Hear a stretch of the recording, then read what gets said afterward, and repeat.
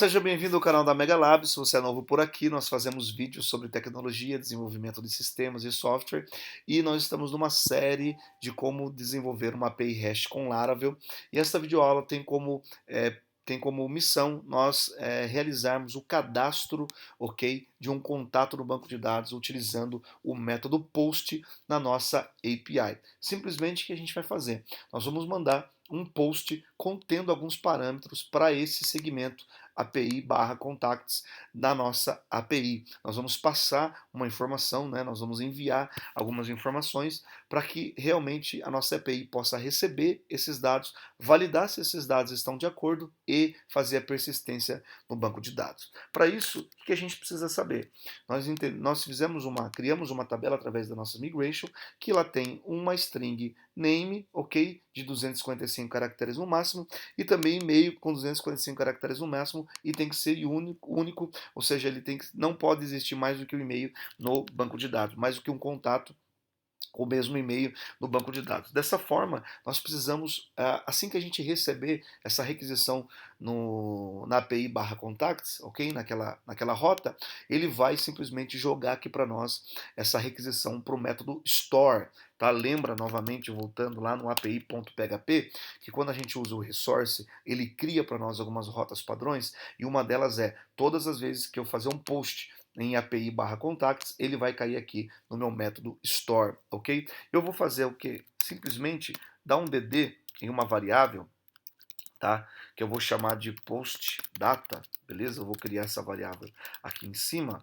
postData, que vai receber, o que ele vai receber? Opa!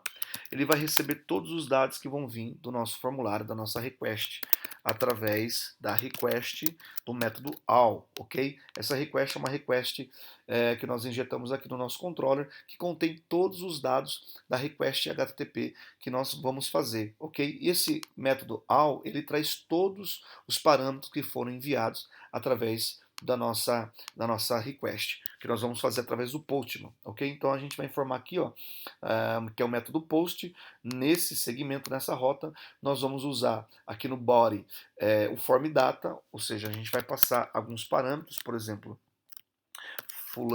vou colocar de João, novamente João da Silva, que é o name, e eu vou também ter um outro parâmetro chamado e-mail, ele vai ser João da Silva @email.com, beleza?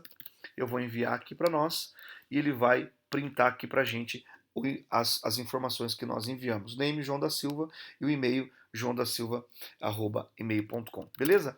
Mas eu posso simplesmente receber esse dado aqui no meu controller e simplesmente enviar para o banco de dados, confiar cegamente que o meu usuário, que né, a minha request, ela vai ter os dados corretos. Mas não é sempre assim que acontece. A gente precisa validar se essas informações estão de acordo com aquilo que a gente configurou, com aquilo que a gente, da forma com que a gente modelou o nosso banco de dados. Então eu não posso simplesmente chegar aqui e permitir que o e-mail seja apenas João da Silva, e simplesmente colocar isso no banco de dados. Eu preciso validar se esse é um e-mail válido.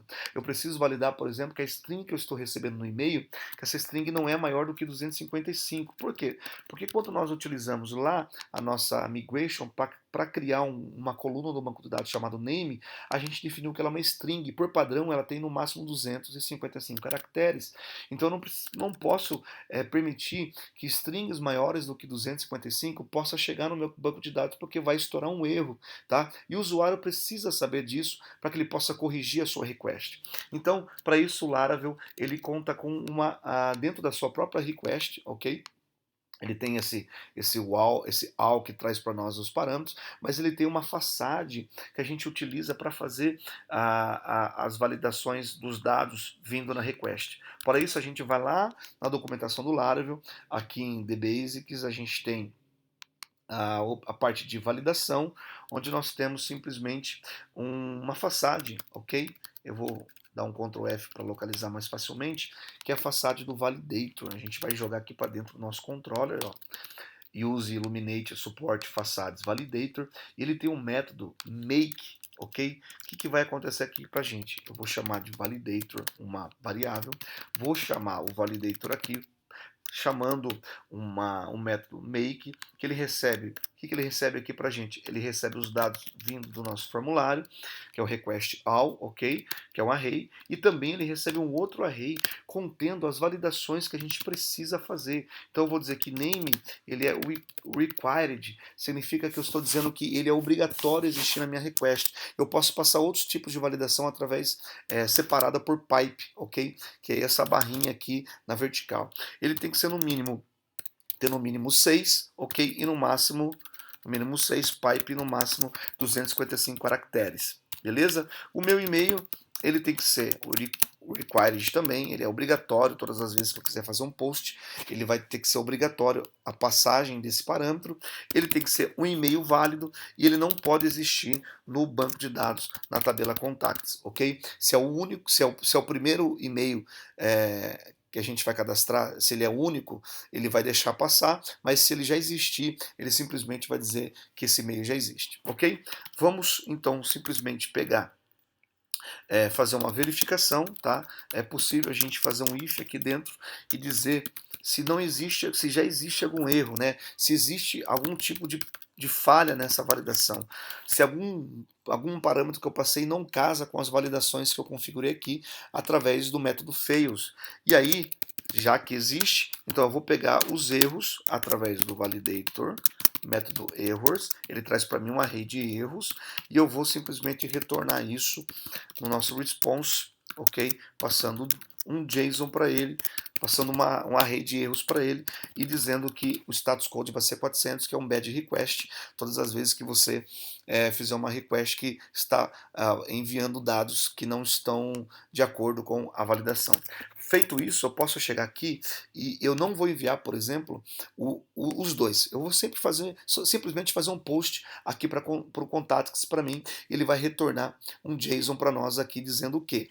Que o e-mail, que o nome é requerido e que o e-mail também é requerido, e o status code 400 aqui pra gente. Agora, se eu dizer assim, tá, beleza, passei o name, mas não passei o e-mail, ele vai dizer que o e-mail é obrigatório. Tá, passei um name, passei um e-mail inválido, ele deve dar um erro para nós de e-mail, ele deve dizer que o e-mail não é o endereço de e-mail válido. Por quê? Porque faltou o @email.com, ok? E se eu simplesmente chegar aqui e dizer que o name é J, um caractere, ele vai dizer para nós que é no mínimo 6 caracteres, ok? Então eu preciso colocar aqui o João da Silva. Vou tentar fazer, dar um estouro aqui, estourar 255 caracteres, vamos ver se eu consigo, para que realmente ele venha dar um erro para nós. Vamos ver se ele vai dar um erro aqui para nós.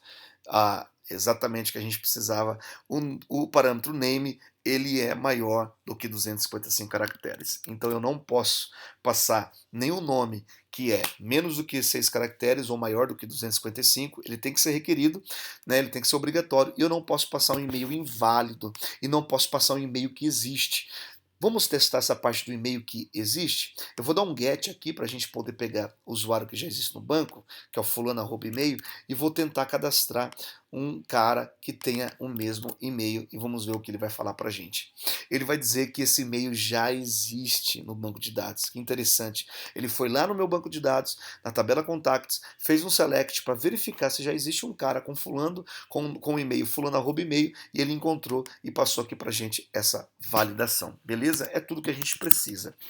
Depois que a gente validou aqui que se existe algum erro ele retorna uma validação, então eu assumo que nesse momento aqui ele passou pela validação. Então eu tenho certeza que eu posso fazer esse insert no banco de dados e tudo vai ficar resolvido. Então como é que eu faço isso? Eu tenho aqui um método chamado contact, ok? Eu posso atribuir, ó, contact igual a contact create, passando o quê? Passando o que veio na request para nós, ok? Lembra do all? Então ele vai receber aqui um array, ok?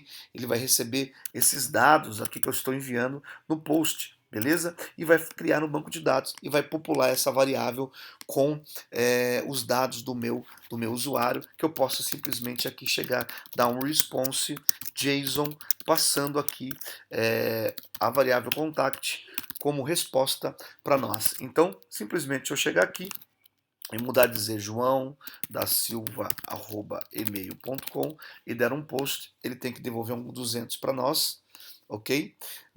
Opa, devolver um erro, vamos ver que tipo de erro. Ok, eu acho que eu comi bro aqui, ó. Faltou um L na request. Tudo bem, vou mandar de novo.